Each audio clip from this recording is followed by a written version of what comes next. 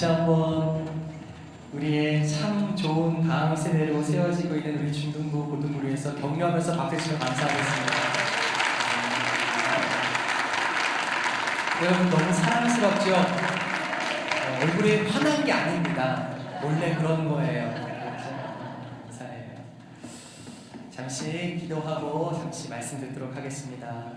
하나님, 오늘도 주의 사랑에 의지하여 주님 우리를 사랑하심을, 우리를 기억하심을, 우리에게 복 주심을 또한 믿고 감사하며 이 시간 말씀 앞에 섭니다. 사랑하는 우리 다음 세대, 또 사랑하는 우리 귀한 성도님들 한 분 한 분의 삶에 이루 말할 수 없는 주의 도우심과 은혜가 하늘로부터 충만케 하여 주시옵소서. 특별히 오늘은 어버이날입니다. 어버이 주일로 함께 지키며 그 마음을, 사랑을 나누게 될 때 하나님께서 사랑하는 모든 가정들을 굽어 살펴주시고, 또한 우리가 믿는 바 주의 사랑이 우리를 통하여 가정 안에서 더 아름답게 확장될 수 있도록 인도하여 주시옵소서. 또 사랑하는 우리 자녀들, 우리 다음 세대, 우리 중등부, 고등부의 가정들을 주님 지키시고 은혜 더하여 주시옵소서. 예수님의 이름으로 기도합니다. 아멘. 할렐루야. 오늘 우리 주신 하나님의 말씀 신약성경 에베소서 4장 2절로 3절까지 2절의 말씀입니다. 에베소서 4장 2절에서 3절 2절의 말씀을 여러분들과 함께 합독하도록 하겠습니다. 2절의 말씀 함께 읽어요. 시작. 모든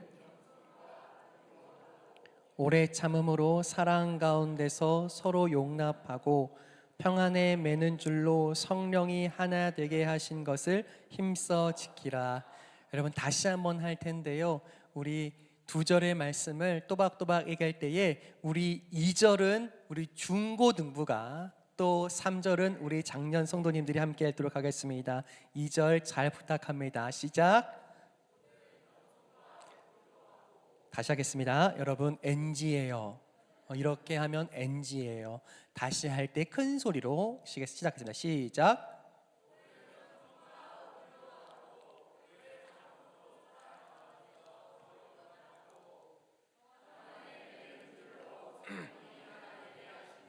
힘써 지키라. 아멘. 사랑하는 성도 여러분, 축복합니다. 여러분들의 귀한 가정들마다 하나님께서 부르신 대로 여러분들의 사랑이 그 마음과 삶과 가정에 아름답게 뿌리내리고 꽃피는 대로 하나님이 사용하시는 줄 믿습니다. 이 5월 한 달간에는요, 이 오후 예배 때에 이 가정에 대해서 함께 생각해보고 말씀 가운데 점검해보는 시간을 갖도록 하겠습니다. 지난주에 여러분 함께 나누셨던 강의안이 있었는데 혹시 다 가지고 오셨죠? 네, 감사합니다. 아이고, 혹시 없으신 분들 이렇게 잠시 손을 들어서 표시해 주시면 충분하지는 않지만 또 나눠드릴 수 있도록 하겠습니다. 한번 이렇게 손을 들어서 표시해 주시면 감사하겠습니다. 감사합니다. 한번 나눠주시면서 한번 다시 복기 한번 해보면 좋겠는데요. 여러분, 첫 번째, 가정이 어떤 곳인가 질문하게 되었을 때에 가정은 어떤 곳이라고 말씀드렸죠? 할렐루야. 여러분 맞습니다. 가정은 그저 내가 하루의 일을 마치고 들어가서 쉬어야 할 안식처, 그냥 쉼터 정도가 아니라 가정은 소명지라고 말씀드렸어요. 네, 감사합니다. 나눠주세요. 네. 네, 감사합니다. 네, 혹시 부족하시면 옆 분과 같이 봐주시면 감사하겠습니다. 네. 자, 여러분, 가정은 어떤 곳이라고 말씀드렸습니까? 저를 한번 다시 따라 하실까요? 소명지. 그냥 어쩌다 가족된 사람들이 아니라 하나님을 여러분께서 특정하셔서 여러분들의 가정에 부르신 줄 믿습니다. 여러분, 소명지에 사는 사람들에게는 무엇이 있는 겁니까? 저를 따라 하시죠. 소명. 무엇이 있는 사람들이라고요? 소명이 있는 거예요. 하나님 나를 여기다 부르셨다. 이 가정에 나를 부르셔서 하나님께서 부탁하신 일이 있다라고 믿는 그 자리가 소명지인 줄 믿습니다.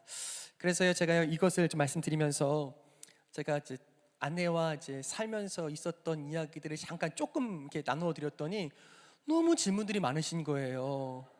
어떤 질문일까요? 제가 그런 말씀 드렸잖아요. 아내가 한 3년쯤 살면서 저에게 그런 이야기를 했다고, 당신은 정말 저의 행복을 위해서, 아이의 행복을 위해서 사는 것 같아요 라고 말씀드렸더니 뭘 물으신 줄 아세요? 그래서 목사님은 빨래랑 청소랑 요리 중에 뭘 잘하냐 물으셨다는 거예요. 여러분 뭐 잘할까요? 다 못해요. 다 별로예요. 무슨 말씀을 드리냐면, 이 가정이 소명지라고 한다고 했을 때에 맞아요. 가사를 잘 분담하고 돕는 것도 소명지로서 잘 삼고 사는 일일 겁니다. 제가 한 가지 예를 한번 드려 볼게요. 사실 제가 사역하면서 집에 일찍 들어가기가 참 어려웠습니다. 특히나 코로나 이전에는요, 늘 저녁 이후에나 아이가 잠들 쯤에나 들어가다 보니 어쩌면 가사 일은 저랑 상당히 거리가 있었던 거예요. 그러면 가정 사역하러 갑시다 하고 집으로 돌아가서 가정이 소명지라고 믿는 제가 해야 할 일은 무엇이었을까요? 제가 무엇을 했을까요? 뭐 할 줄 아는 것도 없는데 뭘 했겠냐 하지만, 제가 의지를 가지고 했어야 하는 일은 하루 온종일 집에서 그 아이를 돌보며, 어쩌면 사역자의 아내로서 하루를 그렇게 평범하지만 힘을 다해서 보냈어야 할 아내의 하루의 일과를 듣는 것이었습니다. 여러분, 하루 온종일 누군가의 이야기를, 삶을 신방을 하다가 돌아오면 여러분 듣고 싶을 것 같아요? 안 듣고 싶으실 것 같아요? 여러분, 제가 말이 많을 것 같아요? 적을 것 같아요? 저는 말을 많이 안 하는 타입입니다. 그러다 보니까 원래 말수가 많지 않은데, 집에 들어가서 제가 해야 하는 일이라고 믿었던 것은, 제가 소명지에서 감당해야 했던 저의 가정사역 중에 하나는 제 아내의 하루를, 때로는 큰일 없지만 아이와 함께 보내며 그 하루를 최선을 다해서 육아로 보냈어야 했을 그 하루를 최선을 다하여 귀 기울여 듣는 것이었습니다. 어쩌면 그 마음을 헤아리는 것, 그것이 제가 했어야 할 첫 번째 소명지였어의 소명이었고, 두 번째는 무엇이었을까요? 여러분, 차후에 나오는 내용인데, 다다음 주 내용인데 제가 미리 말씀드릴게요. 여러분, 사랑하는 배우자와 잘 지내기를 축복합니다. 여러분, 그러면 우리가 주로 우리 배우자와 함께 살아갈 때에, 우리 청소년들 잘 들으세요. 여러분들이 연애하게 될 때 잘할 수 있는 비법을 알려드리겠습니다. 이렇게 좋아할 줄이야. 아직 멀었어요. 여러분, 저는 우리가 사용하는 많은 언어들과 어휘들, 문장들 중에서 가장 힘이 있고 영향력이 있는 것을 딱 한 가지, 딱 첫 번째로 고려를 한다면, 여러분 어떤 말이 가장 힘이 있겠습니까? 우리가 하는 표현들, 우리가 사용하는 말들, 특별히 내가 배우자에게 건네는 여러 말들 속에서 가장 힘이 있는 말은 무엇일까요? 이미 너무 힘이 있으세요? 내 말 들으랬지. 이거 아니고요. 무엇일까요? 사랑해. 누구를? 감사합니다. 네. 여러분, 많은 사람들이요, 사랑이라고 생각할 수 있습니다. 그런데요, 생각보다 우리의 부부 관계에, 좋은 관계에 가장 힘이 있는 말은 사랑해가 아닙니다. 무엇일까요? 저를 한번 따라 하실까요? 고마워. 무엇이라고요? 고마워입니다. 너무 일상적이고 평범해서 그게 무엇이 특별해라고 할 수 있지만, 여러분, 사실 고맙다는 말에는요, 관계에 있어서 한쪽이 빚졌다는 뜻입니다. 고마워하는 사람들, 내가 고맙다고 표현하는 그 말을 듣는 상대는 내게 큰 무엇인가를 해주는, 내게 은혜를 베푼 사람이 고맙다는 말을 듣게 되는 거예요. 그러니 내가 고맙다고 말할 때는 무슨 뜻입니까? 내가 당신께 빚졌다는 뜻입니다. 여러분, 정말 좋은 관계, 좋은 사이로 발전하기를 원한다면 제가 수없이 연구해보고 또 전문가들의 이야기를 다시 듣고 재점검했을 때 우리의 관계, 우리의 가정에서 가장 힘이 있어야 하는 말, 첫 번째로 서로가 나눠야 하는 말은 어쩌면 사랑해보다 더 큰 힘을 갖고 있는 한 가지 말은 무엇이라고요? 고마워입니다. 사랑하는 여러분, 우리의 배우자에게 고마워하고 계십니까? 웃지만 마시고, 그 고마운 마음은 있죠 라고 하지만 마음에 담아두지 마시고 어떻게 해야 할까요? 표현해야 할 줄 믿습니다. 여러분, 제가 스스로 돌아봤을 때 그래, 이것은 참 잘했다고 생각하는 첫 번째가 바로 그것입니다. 여러분, 제가 저의 아내랑 너무 행복하게 잘 살고 있다는 뜻이 아니에요. 너무 오해들 하셔가지고 잘 사나 보다 하시는 것 같은데, 제가 잘하고 있다는 뜻이 아니라 노력하고 있다는 뜻입니다. 무슨 뜻이냐면, 제가 최선을 다해서 어쩌면 그저 아이 하나 키우면서 하루 온종일을 특별한 일 없이 보내는 그 아내에게 제가 늦은 저녁에 돌아가서 해야 되는 말, 제가 마음을 담아서 하는 이 말이 무엇인 줄 아세요? 오늘 하루 최선을 다해줘서 고맙다고. 그리고 그 말을요, 사실 제가 아이가 크던 참 이제는 초등학교 입학하고 이제는 스스로 무언가를 할 수 있을 그때까지도요 반복해서 했습니다. 무슨 고마움이었냐면, 당신의 수고 때문에 내가 오늘 무난히 사랑하는 성도들을 돌볼 수 있고 신방할 수 있고 사역할 수 있음에 정말 고마워하는 마음을 고맙다고 전했던 거예요. 그리고요, 그 고마움이 서로에게 나누어진 줄 믿습니다. 여러분들, 사랑하는 가정에서 정말 화목이 꽃피고 사랑이 꽃피고자 한다면 어떤 말이 많아야 할까요? 여러분, 가르쳐 드렸잖아요. 무엇이요? 고마워. 자, 옆에 우리 배우자가 계시다면, 아니면 또 우리 성도님 서로 계시다면 한번 이야기해 보겠습니다. 뭐예요? 댁으로 돌아가셔서 하실 말씀이 뭐였죠? 자, 묻겠습니다. 뭐가요? 하라니까 했지, 이게 아니고, 여러분, 사실 오늘 내가 있기까지 가졌던 보이지 않는 모든 수고에 대해서, 그 모든 시간들에 대해서, 사실 나의 남편이 내가 보지 못한 그 자리에서 때로는 감당했어야 할 수고와 땀방울과 참기 어려웠지만 사랑하는 가족들과 자녀들을 위해서 견디고 참아야 했을 그 모진 말들까지도 그래서 고맙다고 그 마음을 전할 때에 정말 사랑은 사랑다워질 줄 믿습니다. 여러분, 아내들도 마찬가지잖아요. 여러분, 아내들을 향하여서 어쩌면 가사로, 아니 집안일로 분주하게 하루를 보냈을 그 아내들을 향하여서 집에 돌아와서 우리가 남편으로서 해야 되는 일은 무엇이에요? 집안 꼴이 이게 뭐야?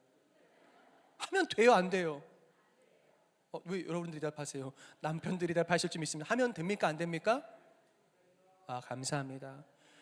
여러분, 정말 치열하게 살았을 거라고, 그냥 그 시간들에 대해서 내가 다 알지 못하지만 그 시간들이 얼마나 고됐을지, 그러나 고마워서 그 마음으로 표현하게 될 때에, 여러분, 서로에게 빚진 자 될 때 그것은 진지하고 진정한 사랑 될 줄 믿습니다.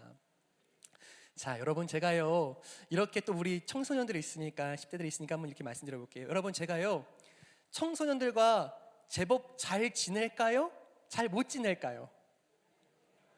저는요 지금도요 길 가는 중학생, 고등학생에게 되게 관심이 많고요, 지금도 모르는 아이들과도 그래도 비교적 잘 대화할 수가 있습니다.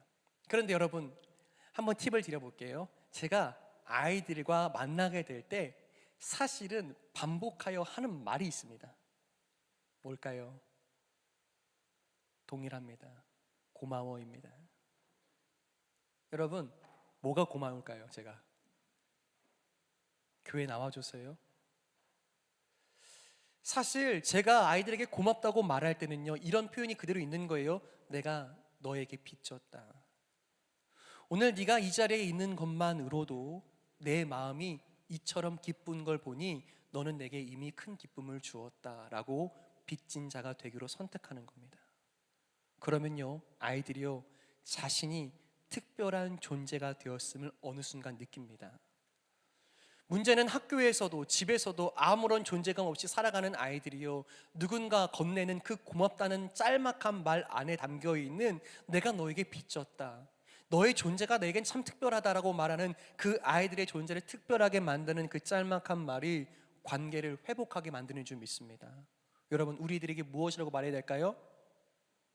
자, 우리 아이들이 향해서 한번 이야기하시겠습니다. 뭐라고요? 고마워. 선생님들 또 오늘 이 자리에 함께 계시는데 우리 선생님들에게 부탁드립니다. 애들이 교회 와서 예배 드릴 때 뭐 할까요? 첫 번째, 떠들어요. 두 번째, 잠을 자요. 앞에서 설교하는데 첫 번째는 떠들어요. 보니까 설교는 저보다 더 크게 떠들어요. 두 번째예요. 재미없어요, 재미없어요를 몸으로 표현해줘요. 어떻게 해요? 계속 자요. 그런데 여러분, 그 아이들의 존재의 특별함을 우리가 마음으로 담아 고백할 때에, 여러분, 어떤 부분 제가요, 조는 아이들 있잖아요. 제가 깨울까요, 안 깨울까요? 여러분, 제가 깨울 것 같아요, 안 깨울 것 같으세요? 여러분, 저는 깨우지 않습니다. 하지만 돌아가서 반성합니다. 왜 재웠을까, 왜 죄었을까? 하지만 동시에 그 아이들이 그래도 여기서라도 짤막하게라도 그 잠이 달기를 바라는 마음이 있어요. 조금 지친 마음, 누구도 봐주지 않는 마음이 이 아이들의 어떤 위로가 되기를 바라는 마음이 있어요. 여러분, 사랑하는 자녀들에게 고마워하십니까? 우리의 자녀들에게 고맙다고 표현하세요? 여러분, 축복합니다. 그 고마움이 나의 부모의 자랑될 수 있는 특별함으로 다가올 때 우리 사랑하는 자녀들은 더 복되고 아름답고 존귀하게 자라가게 될 줄 믿습니다. 다시 한번 설명드리겠습니다. 여러분, 관계를 관계답게, 관계를 선하게, 관계를 깊이 있게 만드는 유일한 단어가 있다면 전 언제나 고마워라고 생각합니다. 여러분, 정말 좋은 관계로, 정말 좋은 자녀와 부모의 관계로, 정말 좋은 우리 아이들과 교사의 관계로 나아가기 원하신다면, 또한 부부의 관계가 더 아름답게 빛나길 원하신다면 끊임없이 그 고마움을 찾고 고백할 수 있기를 축복합니다. 여러분, 제가 이 말씀 왜 드리는 거예요? 그냥 제가 말로 떼었다는 말씀을 드리는 거예요. 여러분, 그러나 그 말 가운데 있는 진지한 진심이 서로에게 고백될 때에 가정은 더 아름다운 가정 될 줄 믿습니다. 자, 그래서요, 지난주에 한번 나눴던 부분이지만 한번 다시 한번 말씀드려 볼게요. 진짜 행복한 가정, 행복한 부부가 될 수 있는 길은 무엇이라고요? 무엇을 할 때요? 행복인데, 결혼의 목적은 행복이 맞는데 누구의 행복이라고 말씀드렸죠? 맞습니다. 나의 행복 때문에 결혼한 것이 아니라, 우리 사랑하는 청춘들 기억하세요. 결혼의 목적은 뭘까요? 저를 따라하세요. 우리 중등부, 고등부 정신 차리고! 네. 결혼의 목적이 뭐라고요? 따라해요. 행복. 자, 행복하기 위해서인데요. 누구의 행복일까요? 나 행복하려고 결혼하면 큰일 나는 거예요. 당신의 행복을 위해서 결혼하게 될 때 그 행복은 행복다워질 줄 믿습니다. 이쯤에서 여러분, 제가 아는 엄청난 한 가지 정의를 여러분께 나누고자 합니다. 여러분을 위해서 가지고 온 거예요. 한번 들어보세요. 우리 사랑하는 자녀들에게 또 가르치실 때에, 또 한번 설명하실 때 이 부분이 필요합니다. 여러분, 좋아하는 것과 사랑하는 것은 무엇이 다를까요? 그런 거는 궁금하지 않을 수도 있지만, 여러분, 좋아하는 것, 내가 누군가를 좋아하는 것과 누군가를 사랑한다 말하는 것이 무엇이 다를까요? 우리 사랑하는 중등 고등부 여러분, 여자친구 있어요, 없어요? 감사합니다. 남자친구 있어요? 없어요. 없어도 지금 너무 괜찮은 거예요. 그런데 내가 누군가 좋아하는 사람이 생겼어요. 또 시간이 흘러서 내가 이제 어른이 돼서 조금 좋아하는 감정을 넘어서 사랑한다고 표현할 수 있는 사람이 생겼어요. 오글거려요? 그래도 들어요. 여러분, 좋아하는 것과 사랑하는 것은 무엇이 다를까요? 좋아하는 것, 사랑하는 거요. 여러분, 이렇게 정리하시고 정의 내리십시오. 누군가를 좋아한다는 것은 그 사람 때문에 내가 행복하기를 바라는 거예요. 그래서 좋아합니다. 예를 들면 어떤 연예인을 좋아한다 칩시다. 여러분, 연예인을 그렇게 아주 좋아해요. 너무 좋아해요. 그런데 누구 좋으려고 좋아하는 거죠? 나 좋으려고. 내 사랑하는 것은 바뀌는 거예요. 나 때문에 그 사람이 행복하기를 바라는 것이 사랑인 줄 믿습니다. 여러분, 누군가를 사랑한다고 말할 때의 그 사랑의 정의는 언제나 그러합니다. 나 때문에 이제는 정말 당신이 행복했으면 좋겠다고 건네는 그 사랑이 진짜 사랑인 줄 믿습니다. 여러분들 좋아할 거예요? 사랑할 거예요? 감사합니다. 여러분, 진짜 사랑을 꿈꿀 수 있는 여러분 되시기를 예수님의 이름으로 축복합니다. 자, 그래서 서로에게 자신의 삶을 내어주는 헌신이야말로 진짜 사랑할 수 있다고 말씀드렸습니다. 자, 오늘은 3번부터 하겠습니다. 3번. 여러분, 참 사랑을 표현하고자 할 때에 우리에게 필요한 것이 있습니다. 참 사랑, 진짜 사랑이 무엇일까? 앞서 설명드린 것처럼 사랑이라고 하는 것은 나로 인하여서 당신이 행복하기를 원하는 진짜 진심과 마음이라고 한다면 여러분, 참 사랑은 어떻게 표현될 수 있을까요? 우리 가정 안에서요. 거기는 이렇게 쓰시면 좋겠습니다. 거룩한 무엇일까요? 저를 따라하시죠. 낭비. 무엇이요? 낭비입니다. 여러분, 언제나 진짜 사랑은 낭비 아니고서는 설명이 될 수 없습니다. 여러분께 일전에 한번 말씀드린 적이 있지만 다시 한번 말씀드리겠습니다. 여러분, 내가 무언가를 주려고 하지만 그 줄 만한, 이것을 받을 만한 자격이 없습니다. 내가 주고자 하는 나의 사랑, 나의 애씀, 나의 노력의 가치도 모릅니다. 그럼에도 불구하고 허락하고 주는 것은 무엇입니까? 낭비예요. 낭비의 반대말은 뭐죠? 절약이죠. 당연히 합당해야만, 쓸만해야만 주는 것이 맞는 것인데 그것이 상관없이 주어지는 것이 무엇입니까? 낭비라는 사실입니다. 그리고요, 그 사랑은 정말입니다. 낭비 말고는 설명이 안 됩니다. 우리를 위해서 수고하셨던 우리의 어버이들, 우리의 어머님, 아버님을 한번 생각해 보시겠습니까? 우리의 부모님들을 한번 생각해 본다면 여러분들을 위해서 이른 아침 새벽경부터 밥을 짓고 수고하며 또한 학교를 보내기 위해서 여러 수고들을 스스로 감당하고 시간과 물질과 에너지를 그렇게 한없이 쏟으셨던 부모님의 이유는 무엇입니까? 우리가 그런 것들을 받아 누릴 만한 사람이어서 그렇습니까? 누가 나으래? 라고 말하는 것이 합당하겠습니까? 그렇지 않잖아요. 부모의 입장에서는 사실 이 수고를 자녀가 알 턱도 없습니다. 그리고 어떤 시간 잠들지 못하며 얼마나 애쓰고 수고했을지를 아직 어린 자들은 알지도 못합니다. 그런데요, 그런 자녀를 위해서 하는 수고는 사실은 낭비인 거예요. 그럼에도 불구하고 시간이 지난 후에 그 낭비되었던 어머니의 희생과 삶과 시간과 에너지를 생각하면서 뭘 느낍니까? 그게 진짜 사랑이었음을 깨닫는 줄 믿습니다. 여러분, 다시 바꾸어 말해볼까요? 여러분, 예수님의 십자가는 우리가 마땅히 받아 누릴 은혜입니까? 아닙니까?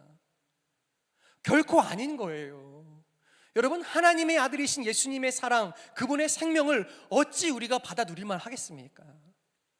여러분, 예수님의 십자가는 절대 당연한 게 아닌 거예요. 우리는 그런 가치도 몰랐고 예수님이 십자가에 달리실 그때에도 사람들은 조롱하고 비웃었을 뿐입니다. 그런데도 불구하고 아무도 그 가치를 알지 못하는데, 이 사랑을 받을 만하지도 않는데 주님은 십자가에 달리신 거예요. 빌립보서 2장 8절의 말씀이 이렇게 기록하고 있습니다. 밑에 사람의 모양으로 함께 같이 읽겠습니다.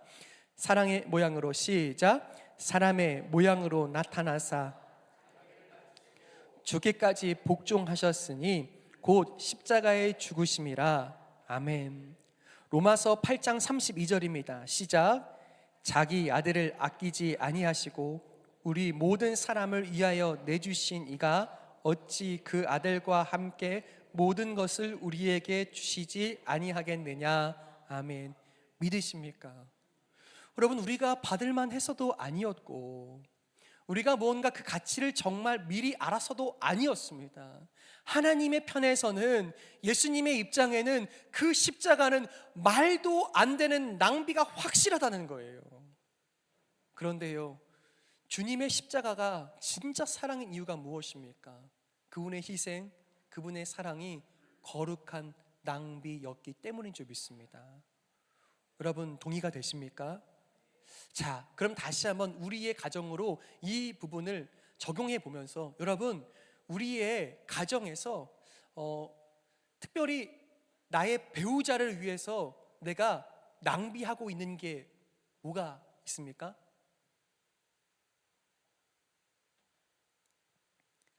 한번 여러분께 드리는 질문입니다. 여러분, 낭비해야만 진짜 사랑이 된다고 우리가 듣고 보고 말씀 안에서 믿는다면 내가 내 배우자를 위해서 하고 있는 나만의 낭비는 무엇입니까? 잘 기억이 안 나세요?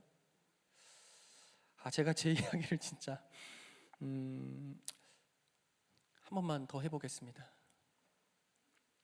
제가 아무리 생각해도, 지금 생각해도 낭비라고 생각한 것이 한 가지가 있습니다.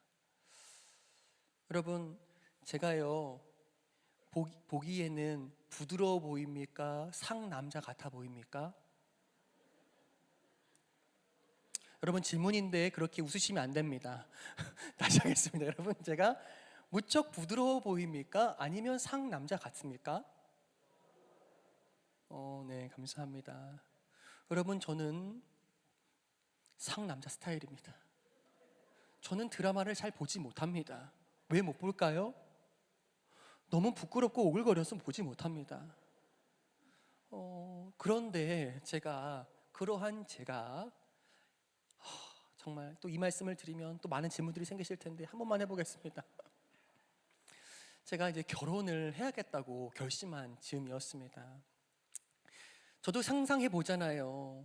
목회자의 아내가 된다는 것이 때로는 가고 싶은 길도, 갖고 싶은 것도, 하고 싶은 일도 때로는 절제하고 자제하며 함께 가야 하는 사역자, 소명자의 길인 것을 저도 알고 또 제 아내도 그렇게 받아들였을 거라고 생각했습니다. 왜냐하면 제 아내도 개척교회 목사님의 딸로 오랜 시간 그렇게 자라왔고 또 살아왔기 때문이에요. 그랬을 때 제가 그래도 어떻게 내가 진짜 당신과 결혼하는 것이 감사하고 하나님 주신 은혜임을 표현할 수 있을까 결심하다가 주변에 여러 사역자 선배들이 너 정신 차려야 한다, 무엇을 정신 차려야 하냐면 결혼한다 했을 때 너 프로포즈를 제대로 해야 한다, 여러 사람들이 가르쳐 주었습니다. 그래서요 저 혼자 마음을 먹었습니다. 그렇지, 그래, 이 마음을 잘 표현해야지 하면서요 제가요 당시에 사례비를 많지 않은 그 사례비를 여러분 한 3달인가 4달인가 꼬박꼬박 잘 모았습니다. 아끼고 아꼈어요.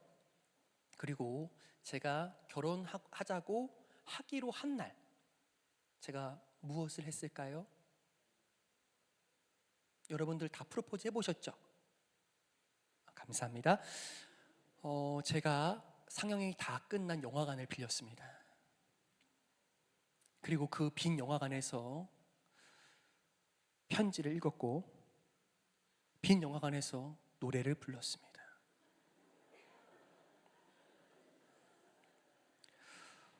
지금 생각해도 얼굴이 붉어지고, 지금 생각해도 아내가 한번 말하더라고요. 지금 다시 봐도 그것을 어떻게 했는지 모르겠대요. 하지만 사실 제가 생각하기에는, 제가 다시 돌아보기에는 그때 사실 아끼고 모은 금액이 그 단 몇 시간, 단 하루 만에 그 모든 것들을 사실 감당하기엔 너무 낭비처럼 여기는 일이었지만 그 하루에 내 마음이 어떻게 표현될 수 있을까를 결정한 거예요. 그리고 그날 저의 결혼하자고, 결혼해달라고 하는 프로포즈는 온전해진 줄 믿습니다. 아멘은 필요가 없습니다. 여러분, 사실은 무엇을 말씀드리고 싶은 거예요? 낭비만이 진짜 사랑이 된다는 뜻입니다. 어쩌면 우리는 너무 현명하고 지혜로워서 낭비하면 큰일 나는 줄 압니다.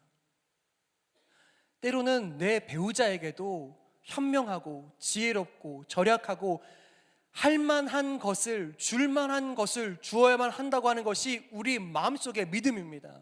그런데 다시 한번 우리가 행복하고 화목한 성경다운 가정을 꿈꾸게 된다면 나는 내 삶에서 무엇을 내 사랑하는 배우자를 위해서 헌신하고 낭비해야 하는가? 그것은 인간적인 낭비가 아니라 어떻게 그의 삶을 살리는 거룩한 낭비가 되는가? 과연 그것은 십자가의 말도 안 되는 거룩한 낭비를 닮아갈 수 있는가? 그것을 함께 닮아가며 선택하게 될 때에 우리의 가정은 주님이 기뻐하시는 사랑의 가정 되는 줄 믿습니다.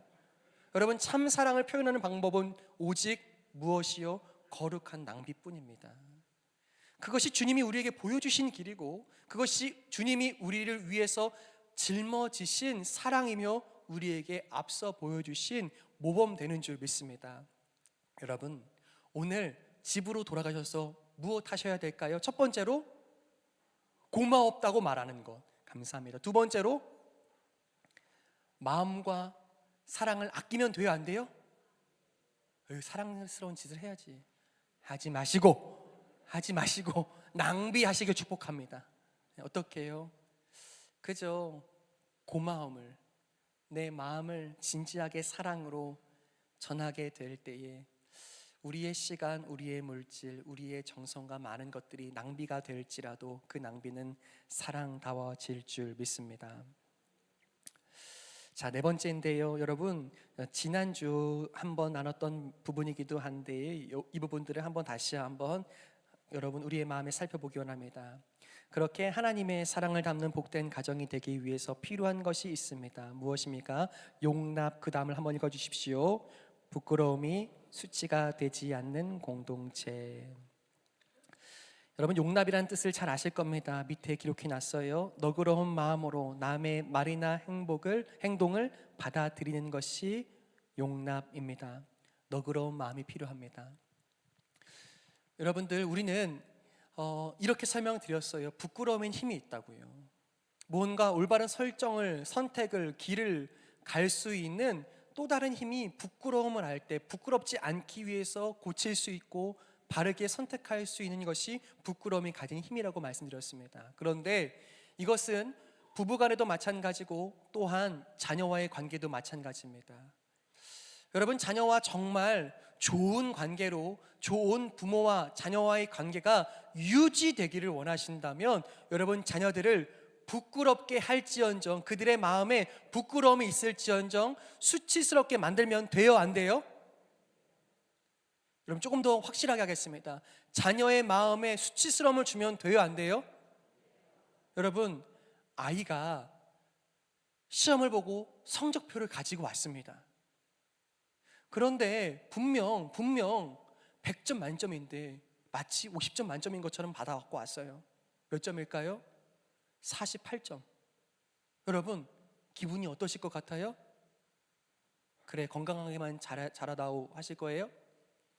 때로는 내가 지금까지 너를 위해서 쓴 금액이 얼만데, 부모가 얼마나 애쓰고 힘써서 너를 키우고 있는지 그걸 모르느냐고 요목조목 짚으면서 그 모든 것들을 다 밝히 드러내서 부끄러움을 넘어 수치스럽게 만들면 될까요, 안 될까요? 아이의 마음이요, 그게요, 깊은 상처가 됩니다. 그것을 이 나쁜 버릇, 나쁜 성적을 고치겠다고 수치스럽게 만들고 나면요, 우리 부모님이 바라는 것은 딱 한 가지밖에 없다고 믿는 거예요. 무엇일까요? 좋은 성적만이 답이다. 좋은 성적을 받지 못할 거면 나는 삶의 의미가 없다라고 스스로 믿어버린다는 사실입니다. 여러분, 축복합니다. 사랑하는 우리 자녀들이요, 때로는 그 부족함, 연약함, 때로는 정말 부족한 성적일지라도 인정받고 사랑받는 자녀들로 자라갈 수 있기를 예수님의 이름으로 축복합니다. 부부과의 관계도 마찬가지입니다. 부부간의 관계에서도 나쁜 버릇을 고치겠다고 그 마음을 수치스럽게 만드는 것은요, 사실 아무런 도움이 안 됩니다. 그래서 고쳐질 것이었다면 진즉에 고쳐졌을 겁니다.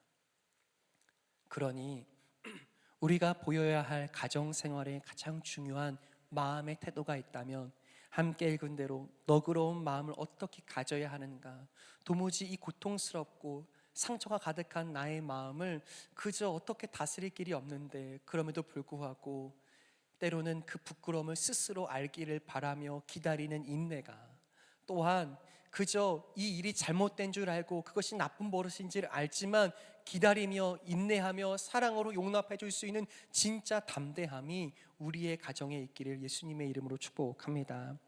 그래서요, 창세기 2장 25절에 보면 제가 읽어드릴게요. 아담과 그의 아내 두 사람이 벌거벗었으나 부끄러워하지 아니하니라 되어 있습니다. 그렇다면 에베소서 4장 2절부터 3절까지 오늘 본문의 말씀을 다시 한번 읽어보도록 하겠습니다. 함께 읽을까요? 시작. 모든 겸손과 온유로 하고 오래 참음으로 사랑 가운데서 서로 용납하고 평안에 매는 줄로 성령이 하나 되게 하신 것을 힘써 지키라. 아멘. 여러분, 용납밖에 없는 줄 믿습니다. 어렵죠. 그런데요, 그럼에도 불구하고 기다려 주십시오. 그럼에도 불구하고 어떻게 하나님 내 마음을 넓게 너그럽게 만드실 수 있는가를 구하며 기도하십시오. 그때 비로소 하나님께서 주시는 은혜로 말미암아 우리의 가정이 하나님의 뜻 안에서 온전히 세워지게 될 줄 믿습니다.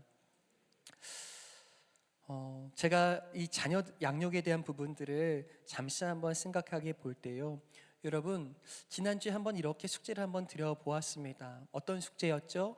우리 각 가정에 무엇을 세우라고 부탁드렸을까요? 영적인 가훈. 각 가정에 무엇을 말씀드렸냐면 그저 우리 집에 있는 우리 집의 가훈 정도가 아니라 우리 가정에 있으면 좋겠다고 세우는 영적 가훈이 무엇일지 한번 생각해 보시고 정해 보시도록 부탁드렸습니다. 여러분, 혹시 세워 보셨습니까? 영적인 가훈?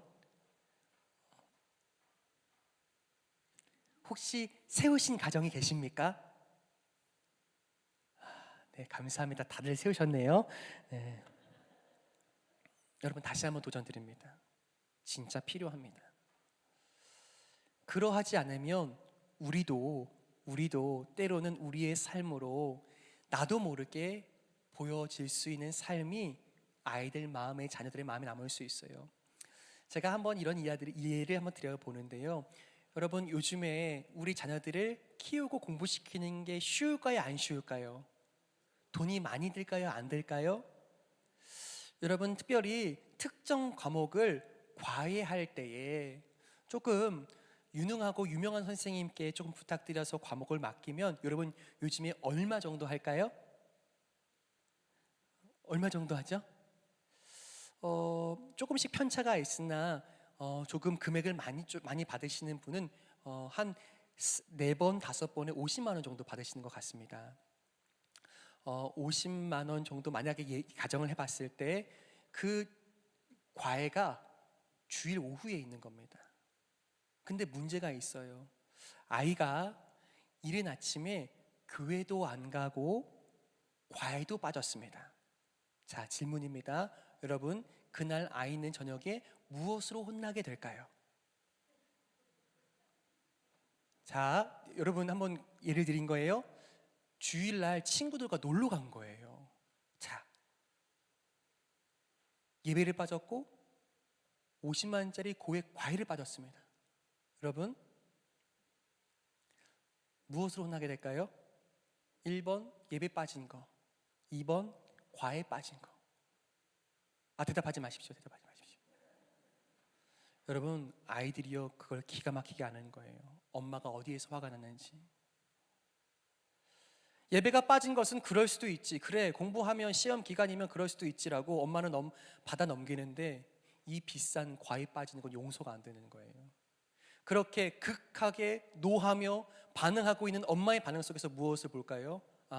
엄마에게는 신앙생활보다 내 성적이 잘 오르는 것, 내가 그렇게 과외받은 것만큼 거기서 합당하게 내 성적을 올리는 것이 훨씬 더 중요하다고 아이들이 말하지 않아도 느끼고 배우는 겁니다. 여러분들 어떠십니까? 여러분들, 우리가 우리의 자녀들을 양육해 가면서 우리 스스로 그 영적인 가운데를 세우고 지키기 위해서 노력하지 않는다면 어쩌면 우리도 모르게 그저 세상살이 한 가운데서 믿음과는 전혀 상관없이 그저 이렇게 사는 것이 옳은 삶이라고 스스로 정의 내리며 살게 될 수 있다는 사실입니다. 영적인 가훈을 세우며 그 가훈 따라 함께 그 자녀를 위한 기도, 가족들을 위한 기도가 우리의 가정들에 넘쳐 흐르기를 간절히 소원합니다. 오늘 마지막으로요, 그렇다면 이 가정을 어떻게 이해하는 것이 옳을까? 가정이 소명지인 것은 우리가 다시 한번 생각하게 되는데, 오늘 5번째, 완전하신 하나님의 사랑을 담는 이 한 문장을 다시 한번 읽어보도록 하겠습니다. 시작. 완전하신 하나님의 사랑을 담는 유일한 그릇입니다. 무엇이요? 가정이 그렇습니다. 많은 사람들이 가정이 특별할 것 없다고, 그저 누구나 세우고 누구나 그 안에서 살게 되는 것이 평범한 가정이라고 생각할 수 있습니다. 자, 이제는 한번 말씀에서 생각하고 상상해 보겠습니다. 여러분, 예수님께서요, 이 땅에 오셨음을 믿으십니까? 그런데요, 우리가 생각하게 되는 것은 이 땅에 구원자로 오신 예수님이 어떻게 오셨습니까? 어떻게 오셨죠? 질문을 드렸습니다. 네. 네? 육신으로 오셨습니다. 육신으로 어떻게 오셨습니까? 구체적으로 여러분께 묻는 것은, 제 생각에는 전능하신 하나님이시라면 구원자 예수님을 보내셨을 때에 이 방법 말고도 분명 다른 방법, 다른 형태가 있었을 거라고 확신합니다. 그런데요, 하나님께서요 선택하신 예수님을 이 땅에 보내신 방식이 있으십니다. 무엇이었습니까? 남자와 동침하지 않은 아직 처녀인 이 마리아의 몸에 성령으로 잉태하게 하셔서 그 예수님이 어린 갓난 아기로 오신 줄 믿습니다. 무슨 뜻일까요? 하나님이요, 하나님의 놀라운 구원의 역사에 하나님이 이 가정을 선택하신 겁니다. 그냥 마리아와 요셉의 가정일까요? 아니에요. 여러분, 하나님께서요 이 땅 가운데 하나님의 놀라운 사랑이, 하나님의 놀라운 구원이, 하나님의 독생자 아들 예수 그리스도가 담겨야 할 유일한 곳을 마련하신 거예요. 그곳이 어디였습니까? 그곳이 가정인 겁니다. 우리는 너무 쉽게 이 가정이 깨어지는 것 눈으로 보고 확인합니다. 수도 없이 많은 가정들이 깨어지고 있으니까요. 그래서 표현하고 싶었습니다. 우리의 가정은 너무나 쉽게 깨어지는 그릇과 같다고요.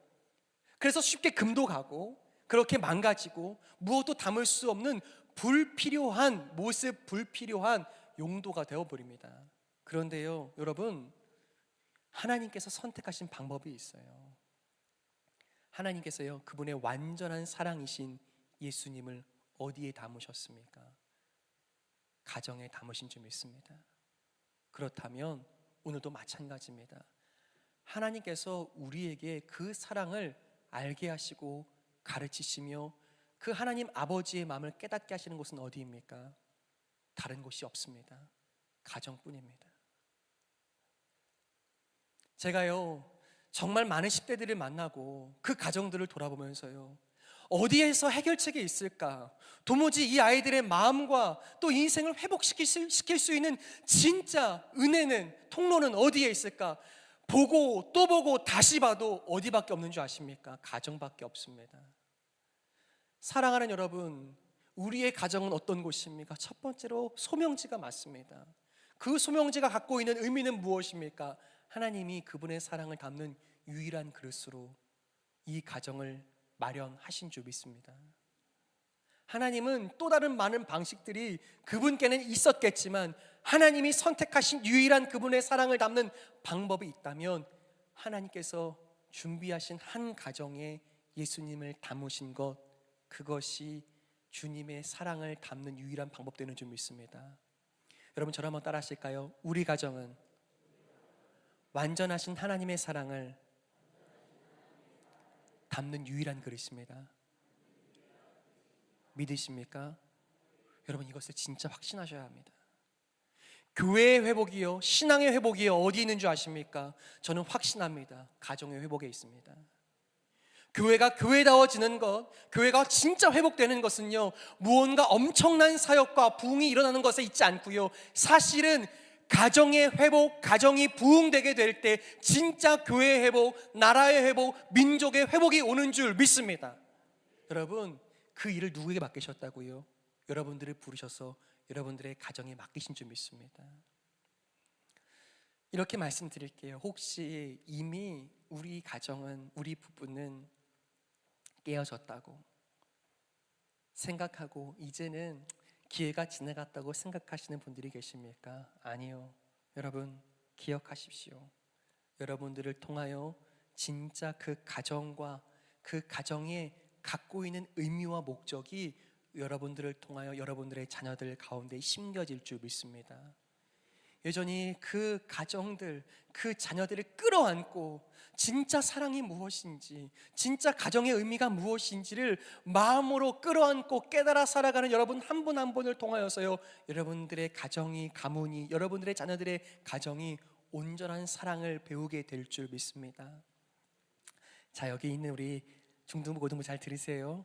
혹시 여러분들의 가정에도, 여러분들의 부모님에게도 이미 우리 부모님은 갈라서셨어요 라고 어쩔 수 없다고 믿는 사람들이 있다면, 여러분, 저는 확신합니다. 그 놀라운 가정의 시작, 믿음의 가문의 시작이 여러분들을 통하여 진짜 사랑을 주는 가정을 통하여 시작될 줄 믿습니다. 여러분들이 꿈입니다. 여러분들이 희망입니다. 이 이야기를 조금 드리면서 말씀을 좀 맺고자 합니다. 제가 아이들을 섬기면서요, 배운 게 있습니다. 가끔 아이들이 찾아와서요, 말도 못하고 펑펑 울 때가 있어요. 설명을 못해요. 그리고 말도 못해요. 그런데 하염없이 가끔 찾아와 우는 아이들이 있습니다. 여러분, 왜 울까요? 부모님이 얼마 전에 이혼하셨답니다. 그래서요, 한없이 우는 거예요. 말하는데요, 그때 그 이야기를 들었을 때는 하나도 안 울었답니다.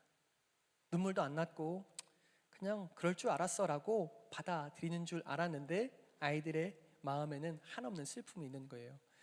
이 이야기를 드리고 싶습니다. 여러분, 우리 아이들이 자녀로서 부모의 갈라짐, 이혼을 마주하게 되었을 때, 듣게 되었을 때 갖게 되는 첫 번째 감정이 있습니다. 무엇인지 아십니까? 이제 우리 부모님이 이혼하게 되었어 라고 그 소식을 듣게 됐을 때 첫 번째 갖게 되는 감정이 무엇인지 아십니까? 슬픔, 괴로움, 그것이 아닙니다. 아이들의 마음에는요, 죄책감이 있습니다.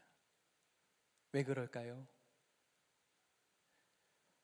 내가 조금 더 사랑스러웠더라면, 우리 부모님이 나를 봐서라도, 내가 공부를 조금만 더 잘했더라면, 나를 봐서라도 우리 부모님이 그래도 사실 수 있었을 텐데 내가 이것밖에 안 돼서 라고 자책감에, 죄책감에 휩싸이는 아이들이 얼마나 큰 아픔과 슬픔을 당하는지 우리는 기억해야 합니다. 축복합니다, 여러분. 저는 우리의 가정, 우리의 가문, 사랑하는 우리의 자녀들의 인생과 그들의 꿈과 심겨질 놀라운 새롭게 세워질 모든 가정들이요, 이 사실을 믿음으로 받길 축복합니다. 가정은 소명지라고. 가정은 쉽게 깨어질 수 있는 것 같으나 아니요, 하나님께서 그분의 완전하신 사랑을 담는 유일한 그릇으로 이 땅에 존재한다고. 진짜 회복은, 나라와 민족과 열방의 회복은, 복음의 회복은 다른 곳에 있지 않고 우리 가정, 그 소명지의 회복이 일어날 때 하나님의 나라의 회복과 부흥은 일어난다고 믿게 될 때에 우리의 가정, 우리의 교회는 하나님의 놀라우신 사랑을 경험하게 될 줄 믿습니다. 말씀을 맺습니다. 여러분, 이렇게 오늘까지는요, 이 가정이 무엇인가에 대해서 정의 내렸더라면, 다음 주에는 부부에 대해서, 그리고 그 다음 시간에는 자녀에 대해서 나누고 이 5월을 조금 마무리 지으려고 합니다. 여러분, 성경적으로 다시 한번 우리의 가정을 볼 수 있는 지혜와 은혜가 있길 축복합니다. 부부 간에 무엇을, 자녀 간에 어떤 말을 나누어야 하는가 우리의 마음으로 가름하여 보고, 또 말씀으로 지혜를 구하며 걸어갈 수 있는 길이, 끊임없이 가정들마다 서로에게 그 고맙다는 말을 전할 수 있는 진짜 사랑과 은혜의 말들이 아름답게 더해갈 수 있기를 예수님의 이름으로 축복합니다. 기도하겠습니다. 하나님, 우리의 가정이 하나님의 사랑을 담는 유일한 그릇인 줄 믿습니다. 이 사실을 마음으로 받아 너무나 쉽게 상처나고 아파하는 우리의 마음, 우리의 가정에 회복을 더하여 주시옵소서.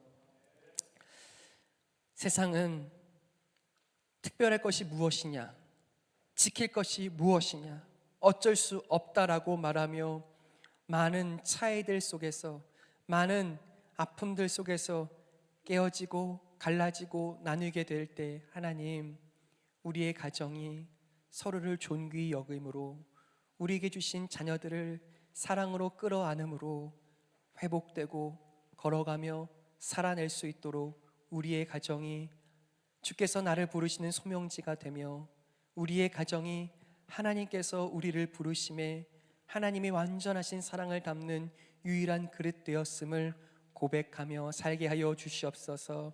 함께 자리한 우리 사랑하는 10대들, 우리 중등부, 고등부에 걸어갈 길 위에 그들의 가정 위에 함께 하여 주시고, 우리의 부부가, 우리의 가정과 우리의 자녀들이 하나님의 크신 사랑을 함께 배우며 살아낼 수 있도록 인도하여 주시옵소서.